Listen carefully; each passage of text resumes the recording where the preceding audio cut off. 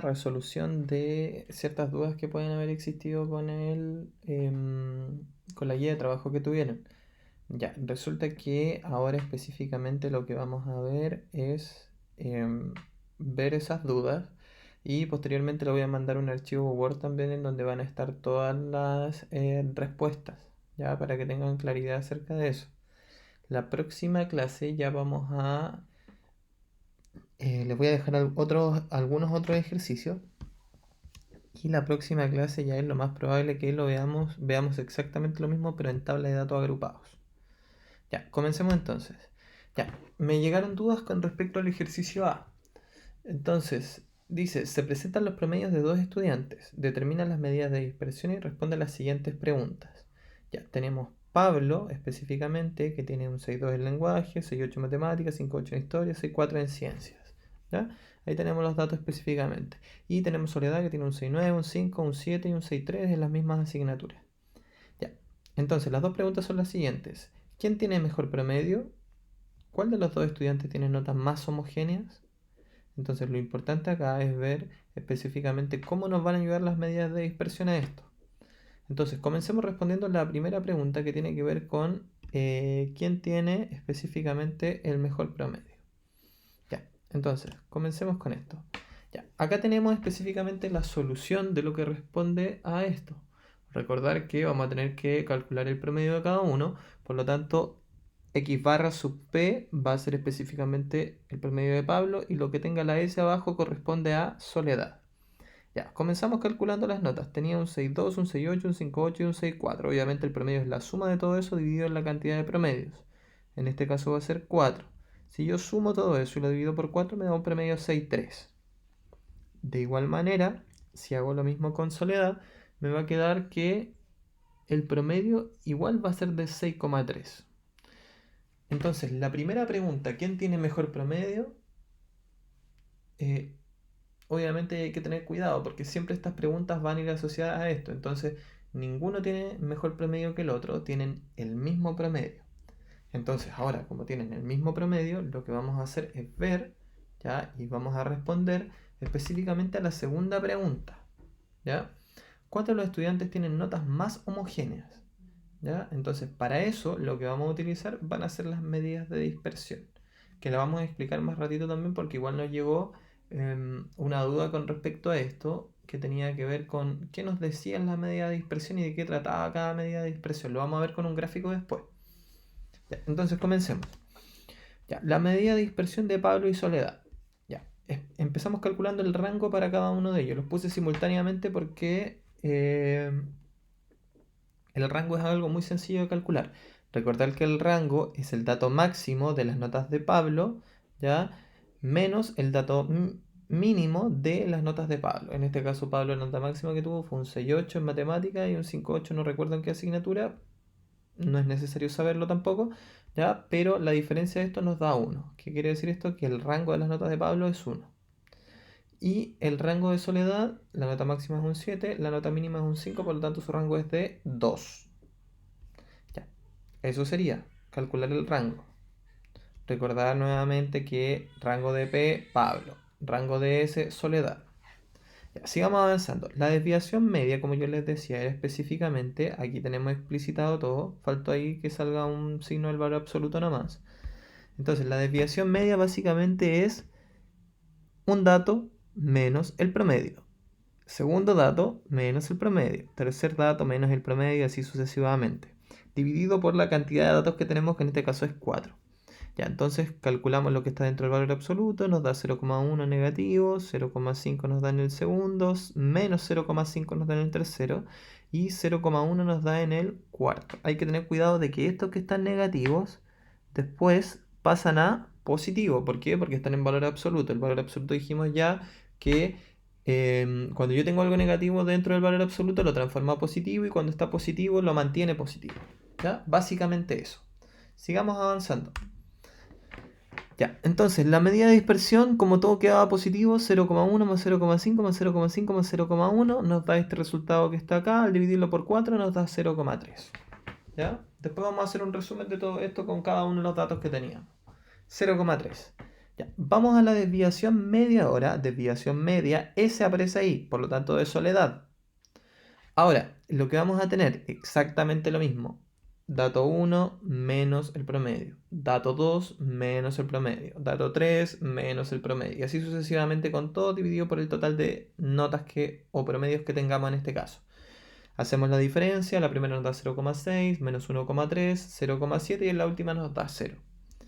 Cuando es 0, simplemente se saca las barras en el valor absoluto. ¿Ya? Entonces 0,6 se mantiene, el 1,3 que es negativo pasa a positivo por estar en valor absoluto y este como es positivo se mantiene positivo.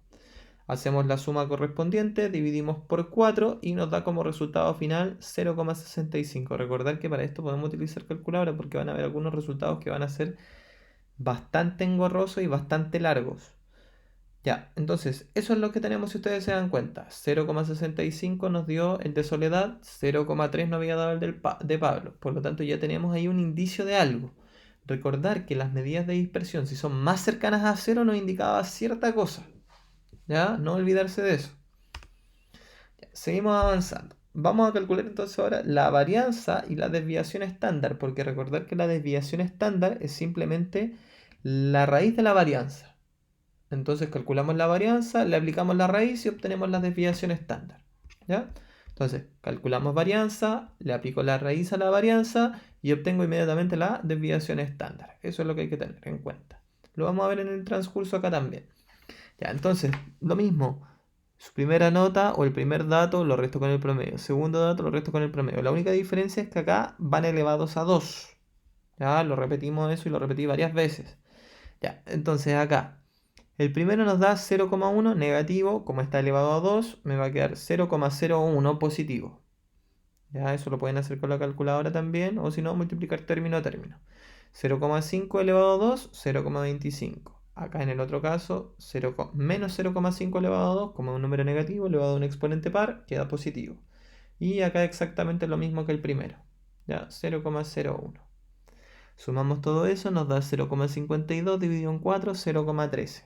O sea que la varianza de Pablo ya sería 0,13. Ahora, esta S de acá también me la preguntaron. Recordar que la desviación estándar también se puede anotar como una S mayúscula. ¿Ya? Entonces, para que lo tengan ahí claro, desviación estándar también se puede abreviar como esa S. Ahora, la desviación estándar de Pablo va a ser la raíz de su varianza, que nos dio 0,13, le aplico la raíz y me da 0,36 aproximadamente. Obviamente me dan muchos más decimales, pero con 2 en este caso es suficiente. Así que esa sería su desviación estándar. Ya, vamos ahora con la varianza de Soledad. Hacemos exactamente lo mismo. 6,9 menos, 6, menos el promedio, un 5 menos el promedio, un 7 menos el promedio. Estos datos fueron presentados anteriormente en la tabla. Resuelvo acá cada uno, 0,6 al cuadrado, 1,3 al cuadrado, 0,7 al cuadrado y 0 al cuadrado. No lo anoté en este caso acá abajo porque no es necesario. Entonces me va a quedar 0,36 más 1,69 más 0,49, me da el resultado que tengo acá.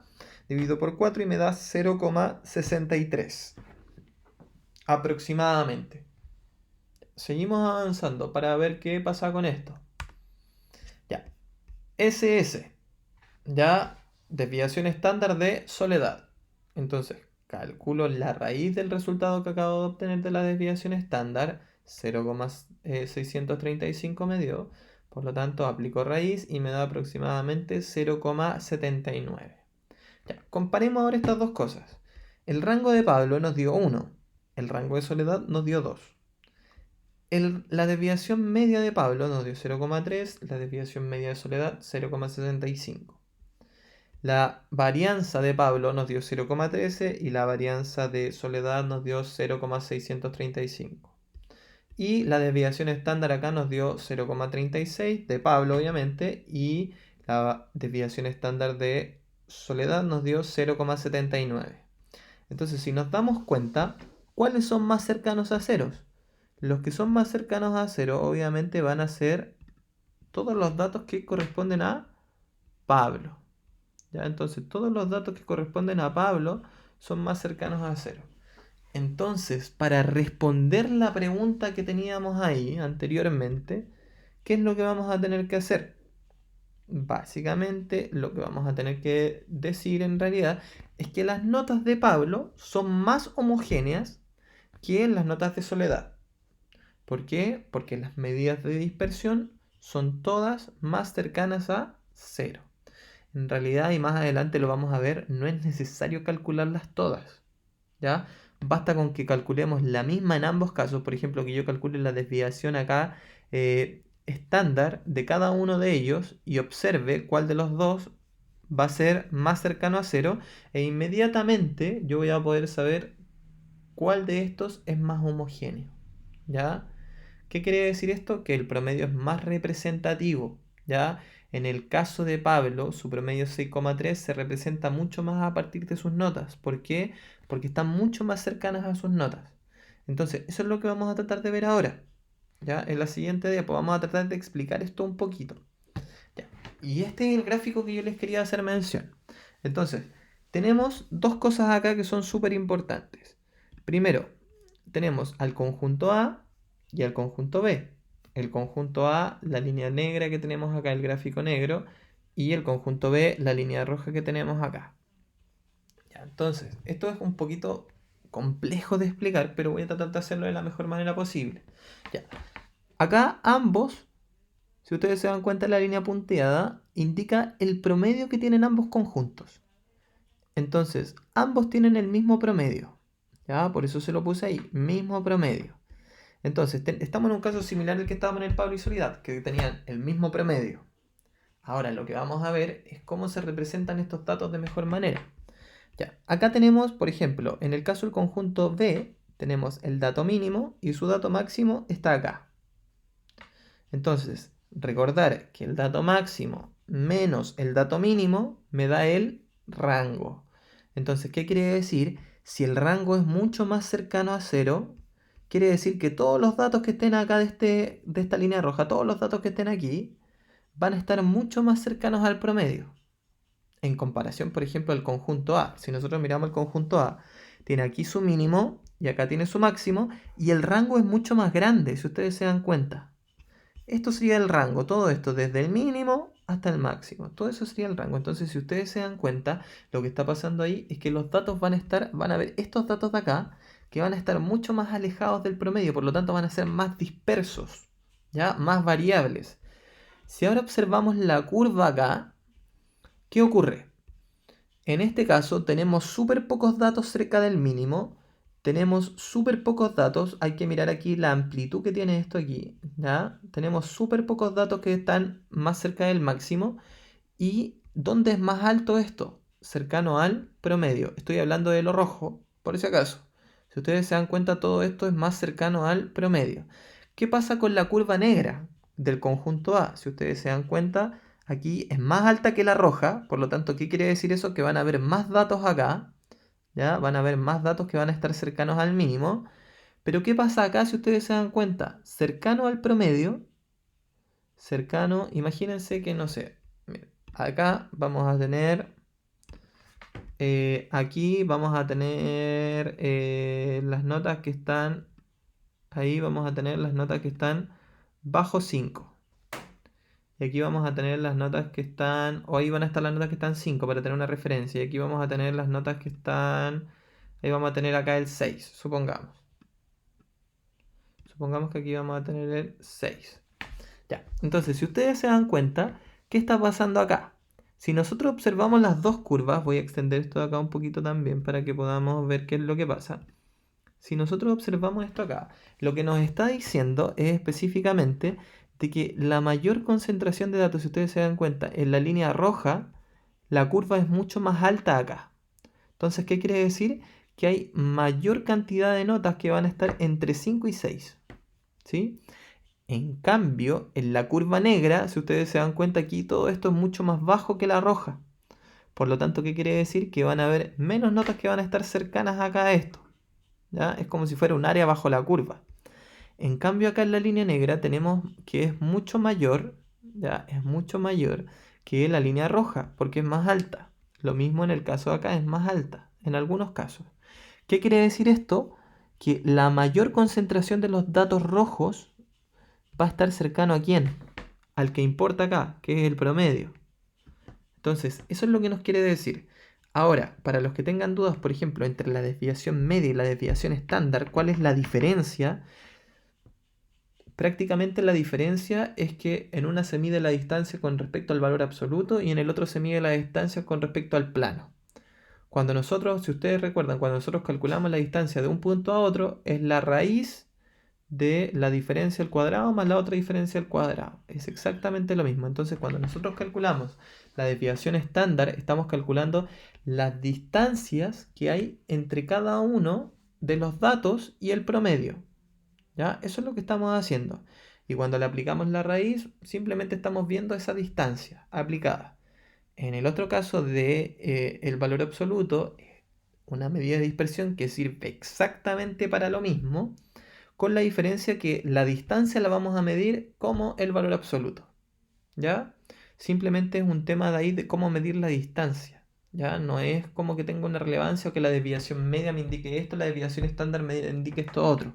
No. ¿Ya? Obviamente la más utilizada es la desviación estándar. ¿Ya? Pero no quiere decir que una me va a indicar esto y la otra me va a indicar esto otro. No. ¿Ya?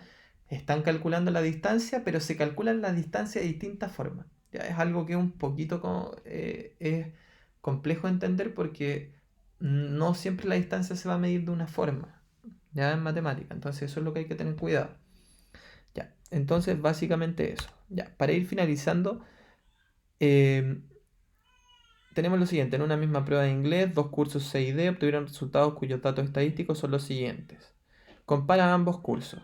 Ya, lo primero que hay que tener en consideración acá y lo que vamos a ir agregando al tiro es lo siguiente. Si ustedes observan, lo que vamos a tener acá es específicamente dos cosas.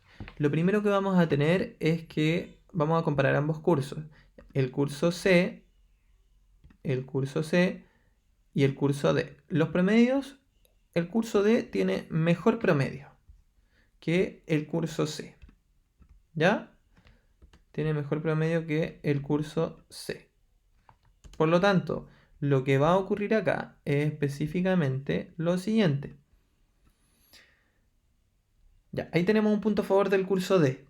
Lo otro que tenemos que tener en cuenta es que el curso C tiene una desviación estándar que es mayor que la desviación que está acá, por si acaso, es la desviación estándar. ¿Ya? Para que lo tengamos claro. Ahora, esta de acá es mayor que la que está allá al otro lado. Por lo tanto, me va a indicar que estos de acá, ¿ya? ¿Qué va a ocurrir? Son más homogéneos. ¿Ya? Eso es lo que me va a indicar. Que son más homogéneos. Por lo tanto, hay menos variabilidad en este curso. Entonces, el curso, este de acá, sería mucho mejor que el curso que el curso C. Ahora dice, un alumno del curso C obtuvo un 6 y uno del curso D obtuvo un 6,2. ¿A cuál de los dos alumnos le fue mejor en la prueba en relación a su curso? Ya, entonces acá lo que tenemos que tener harto cuidado es que, si ustedes se dan cuenta, en el curso C lo que ocurre es que, y para esto se ocupa la desviación estándar, en el curso C obtuvimos un promedio de 5. ¿Ya? Eso es lo que obtuvimos. Pero me dice que este de acá es 0,6. ¿Qué quiere decir esto? Que la mayor cantidad de las notas se mueve entre 5,6, o sea, la desviación estándar se la suma al promedio, pero también se la resto. O sea que sería, si le resto 0,6 sería 4,4. La mayor cantidad de notas estuvo centrada ahí. Y no quiere decir que haya alguna que no sea, puede haber alguna que sea menor que 4,4. Puede existir eso. ¿Ya? Entonces eso hay que tenerlo claro. Y en el curso D, lo que ocurre es específicamente lo siguiente. Tenemos que hay un promedio de 5,1. Entonces, como tengo un promedio de 5,1, le sumo en este caso le sumo en este caso, perdón, le sumo en este caso los 0,5 que tiene este de desviación estándar, me quedaría igual en 5,6 y le resto esto el 0,5 y me quedaría en 4,6. Entonces, aquí viene la parte del análisis. Ya, si yo tengo que la mayor cantidad de ya, hay que entender algo primero, que el curso C es más variable. O sea que esto de acá puede ser que no ocurra siempre, que pueda tener notas que sean más bajas, notas que son mucho más altas. Es mucho más variable este conjunto. Tiene menor promedio, pero es mucho más variable que el otro. Ahora, este otro curso que yo tengo acá es mucho más homogéneo. Entonces, como es más homogéneo, hay gran cantidad de estudiantes, que tienen sus notas entre 4,6 y 5,6. ¿Ya? Por lo tanto, acá solamente se infiere de esta forma. ¿Ya? No es específicamente que hay que tener o que vamos a tener un número que nos va a ayudar, no. ¿Ya? Entonces, yo voy a inferir que como este conjunto es mucho más variable y yo tengo un 6, y acá este niño de acá tiene, este de acá tiene un 6 y este de acá tiene un 6,2. Entonces, como este conjunto es menos variable y el promedio es bastante bajo si ustedes se dan cuenta, lo que va a ocurrir es que van a haber mayor cantidad de estudiantes aquí. Van a haber mayor cantidad de estudiantes acá. Entonces lo más probable es que hayan pocos estudiantes que se hayan sacado una nota muy alta. En cambio acá, como el conjunto es más variable en el curso C, lo más probable es que ocurra que haya eh, varios estudiantes que hayan sacado notas muy altas y otros que hayan sacado notas muy bajas con respecto a esto. ¿Ya? Entonces, el alumno que obtuvo, por así decirlo, mejor calificación con respecto a su curso fue este de acá, el que se sacó un 6,2. ¿Por qué? Porque los datos acá son mucho más homogéneos. Entonces vamos a tener que todos los numeritos que están acá, todos los compañeros del curso se sacaron cercano, muy cercano a 5,1. ¿Ya? Entonces eso es lo que hay que tener claro. Eso sería. Que estén muy bien. Le estoy mandando cualquier cosa, cualquier guía, así que atentos.